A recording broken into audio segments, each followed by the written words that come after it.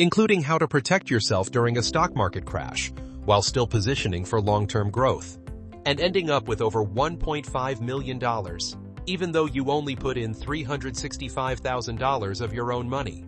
That's not fantasy. That's basic math using historical stock market returns. And today, I'm going to show you exactly how to make it happen. Welcome to video 3 of our Stock Market for Beginners series. We've covered why stock market investing matters and the essential terminology you need. Now we're getting practical. How to actually build a portfolio that works for your specific situation. This is where theory meets reality. By the end of this video, you'll know exactly how to allocate your money, how much to invest, and what strategies make sense for beginners. You invested $365,000 of your own money, and compound growth added more than $1.1 million. Let's start with the question everyone wants answered. How much money can you actually make through stock market investing? The honest answer is that it depends on several factors. How much you invest, how consistently you invest, how long you stay invested, and what returns you achieve. But we can run some realistic scenarios to show you what's possible. Let's say you earn $70,000 per year, roughly the median household income in America. After taxes, you're taking home about $4,500 to $5,000 monthly. If your fixed expenses, rent, utilities, food, insurance, total $3,500, you have $1,000 left over each month. Now, let's imagine you have $5,000 saved up to start your stock market investing journey. You invest that initial $5,000 and commit to adding $1,000 every single month. They understand that a stock market crash is not the end. It's a temporary setback and a long-term upward trend. That's the power of compound interest. Your money doesn't just grow, it grows on its growth. Now, what if you could invest $2,000 per month instead of $1,000?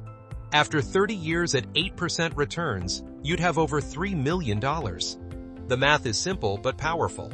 More money invested consistently over longer periods equals exponential growth. Before you get too excited, we need to talk about the reality of stock market investing. It's not a straight line up. Some years will be fantastic. In 2024, the S&P 500 returned about 25%. In 2023, it was up around 20%.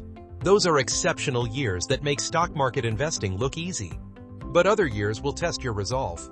In 2022, the market dropped nearly 18%. There's compelling research showing that over any 20-year period in history, the stock market has never produced negative returns when dividends are included.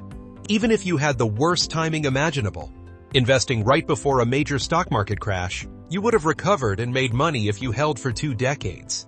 This is why stock market for beginners should focus on time horizon. If you're investing money you'll need in 2 to 3 years, the stock market is too risky. But if you're investing for retirement 20 to 30 years away, short-term volatility becomes irrelevant. The index fund approach. Remember from video 2 that an index tracks a basket of stocks. An index fund allows you to invest in that entire basket with a single purchase. Instead of trying to pick individual winning stocks, you're buying a slice of the entire market. The S&P 500 index fund is the most popular choice. When you invest in an S&P 500 index fund, you're instantly diversified across 500 of America's largest companies. You own a piece of Apple, Microsoft, Amazon, Google, Johnson & Johnson, Walmart, and 494 other companies, all with one investment. Instead of trying to time the market, buying when it's low and selling when it's high, you just keep buying consistently. First, it's simple.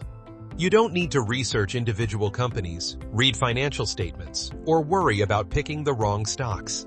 Second, it's diversified. If one company fails, it's only a tiny fraction of your portfolio. During a stock market crash, you're not wiped out by a single company's collapse. Third, it's proven. The S&P 500 has delivered average annual returns of 8 to 10% over the long term. While past performance doesn't guarantee future results, it's a solid track record. Fourth, it's low cost. Index funds typically charge very low fees, often 0.03% to 0.10% annually. This might not sound important, but fees compound just like returns. Over 30 years, high fees can cost you hundreds of thousands of dollars. Dollar cost averaging, your secret weapon. The trade-off is that bonds typically offer lower returns over the long term because it removes emotion from the equation. When the market is soaring and everyone is euphoric, you're buying. When there's a stock market crash and everyone is panicking, you're still buying.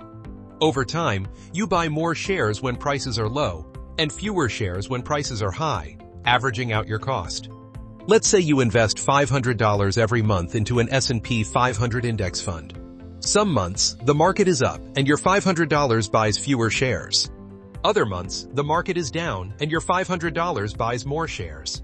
Over years and decades, this strategy smooths out volatility and builds wealth. Mix market caps. Include some large cap stability, some mid-cap growth potential, and maybe a small allocation to small caps if you can tolerate the risk.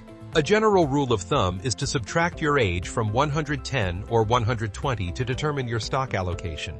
If you're 30 years old, you might hold 80 to 90% stocks and 10 to 20% bonds. If you're 60 and nearing retirement, you might shift to 50% stocks and 50% bonds. Why? Because younger investors have time to recover from a stock market crash. If you're 30 and the market drops 30%, you have decades for it to recover. But if you're 65 and about to retire, a 30% drop could devastate your retirement plans. If this series is helping you understand stock market investing, make sure you're subscribed. Our final video is a hands-on tutorial where we'll actually build a portfolio together, step by step. Your emergency fund protects you from this scenario. They're excellent anchors for a portfolio. Limit individual stock concentration. A common rule is to limit any single stock to 5 to 10% of your portfolio. This prevents one bad investment from destroying your wealth. Rebalance periodically. Over time, some investments will grow faster than others, throwing off your allocation. Once or twice a year, rebalance by selling some winners and buying more of the laggards to maintain your target allocation. The emergency fund rule. Before we go further, I need to emphasize something crucial. Never invest money you can't afford to lose, or money you'll need in the short term. Before you start stock market investing, you should have an emergency fund, typically 3 to 6 months of living expenses in a high-yield savings account. This money is not for investing. It's for emergencies like job loss, medical bills, or car repairs. The answer is simple but psychologically difficult. Nothing. Or better yet, keep buying. One of the smartest moves for stock market for beginners is to use tax-advantaged retirement accounts. A 401k is offered through your employer. You contribute pre-tax money, reducing your taxable income today. The money grows tax-free, and you pay taxes when you withdraw in retirement. Many employers offer matching contributions, free money you should absolutely take advantage of. An IRA, individual retirement account, works similarly but isn't tied to your employer. You can open one at any brokerage. Traditional IRAs offer tax deductions now, while Roth IRAs are funded with after-tax money but grow tax-free forever. You're not going to get rich overnight, but you can build substantial wealth over decades. The 2008 crash? The market fully recovered by 2013. The COVID crash in 2020? The market hit new highs within months. The investors who lost money weren't the ones who stayed invested. They were the ones who panicked and sold at the bottom. When you sell during a crash, you turn a temporary paper loss into a permanent real loss. In fact, some of the best investment opportunities come during crashes. Warren Buffett famously said, "Be fearful when others are greedy, and greedy when others are fearful." When everyone is panicking during a stock market crash, that's when stocks are on sale. Your action plan. Let's turn your knowledge into action. In our final video, we're going hands-on. I'll show you exactly how to open a brokerage account, how to research investments, and how to make your first stock purchase. We'll build a sample dividend portfolio together and walk through the entire process step by step. This is where everything comes together, so make sure you're subscribed and ready for video 4. If you have questions about portfolio construction or asset allocation, drop them in the comments. I'll address as many as I can in the next video. You now have a complete strategy for building wealth through stock market investing. But strategy without action is just theory.